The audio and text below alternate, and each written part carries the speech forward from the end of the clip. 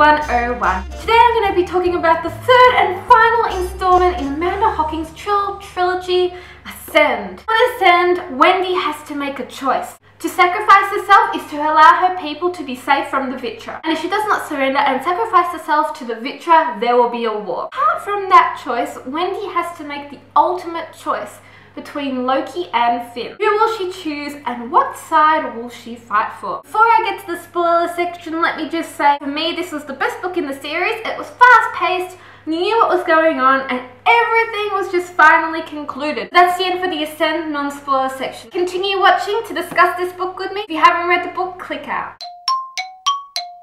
One of the biggest whats in this book is when Finn comes back to Wendy, and it's on the night before she gets married, and they have a heavy makeout scene, and she's kind of tossing up still between, Loki and Finn, because she still has feelings for Finn, and they're about to go all the way, but then she says, no, I can't do this, because at the end it's only going to be one night. I thought that was very wise of her to do that. She does make out with a lot of guys in this book. Also, she makes out with Loki, and they end up in there.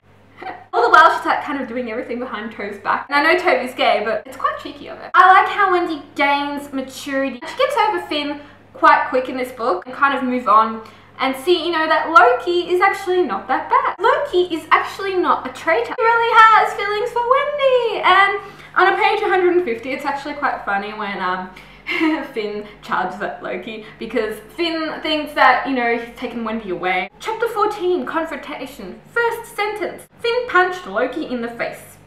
And Loki raised his fist like he meant to strike back. Oh my gosh, the fight for the one girl. All Wendy wants to do is do what's best for the kingdom. I love when she goes in with that plan to kill Oren. But then she finds out that Oren is a million times stronger than her.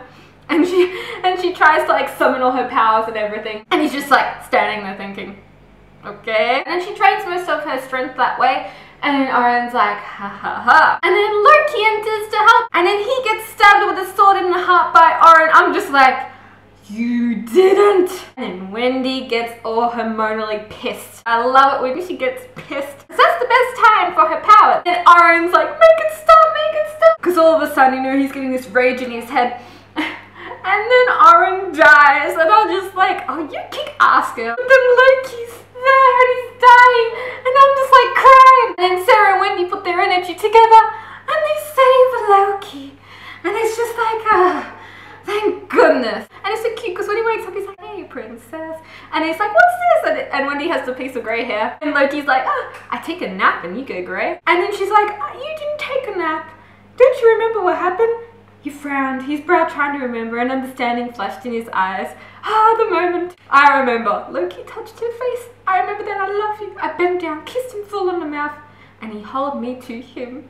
Oh, I'm just glad he's not dead. And then I go from crying to oh my gosh, hormonal. So at the very end, the Vitra and the Trylle are in peace. At the very end of this book, you get the bonus story, the Ever After.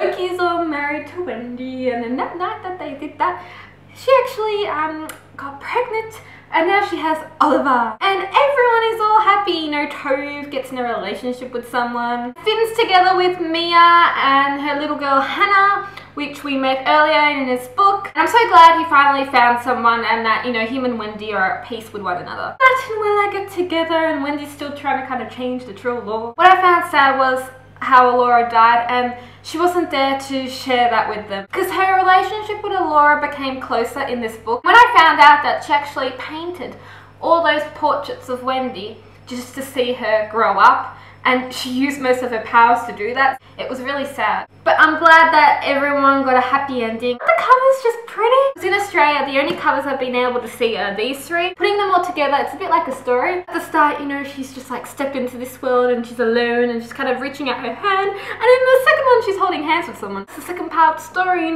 what will happen when everything changes? Who will she choose? The third one, she's just like, yeah, I've got this in the bag. Look at me, I'm in the middle of the field blowing the flower. I found them really beautiful. And then even at the back, they continue. I'd rate this book kind of 9.5 out of 10. I really enjoyed it, and it was a perfect way to end this trilogy. I hope you enjoyed my Ascend book talk. To check out more book talks, just head to my channel. I'm Miranda. See ya!